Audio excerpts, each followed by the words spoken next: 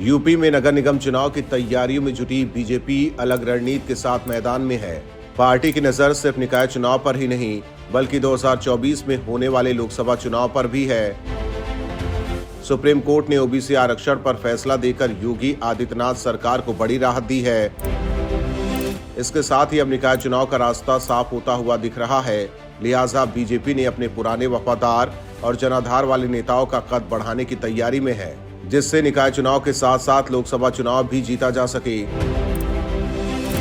इस बार पार्टी मुस्लिमों को भी बड़ी जिम्मेदारी देने पर विचार कर रही है। बीजेपी से जुड़े मुस्लिम भी आयोग और निगम के अध्यक्ष उपाध्यक्ष बनने की कोशिश में हैं। इन पदों पर पार्टी ने भर्ती प्रक्रिया भी शुरू कर दी है। सबसे बड़ी बात यह है कि यूपी विधानसभा चुनाव में हारने वाले नेताओं को भी पार्टी बड़ी जिम्मेदारी देने जा रही है।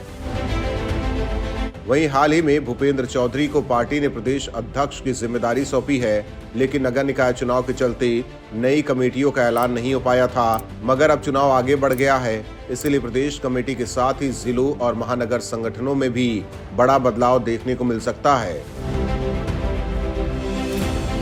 संगठन में पार्टी अपने पुराने नेताओं को जिम्मेदारी देने की कवायद में जुटी है। बहरहाल बीजेपी की तैयारी सिर्फ निकाय चुनाव के लिए नहीं है बल्कि यूपी की 80 लोकसभा सीटों के लिए भी है, जिसके लिए पार्टी अभी से ही जमीन तैयार कर रही है। अगर निकाय चुनाव में पार्टी ने गोटी सेट कर लिया तो लोकसभा चुनाव में बीजेपी को हराना समाजवादी पार्टी और बीएसपी के लिए संभव नहीं होगा। ऐसे में अब देखने वाली बात होगी कि निकाय चुनाव में राज्य की सत्ताधारी पार्टी का प्रदर्शन कैसा रहता है और पार्टी क्या अपनी नई रणनीति में कामयाब हो पाती या नहीं। दूसरी तरफ यूपी में विपक्षी दल भी निकाय चुनाव की तैयारियों में जुटे हैं।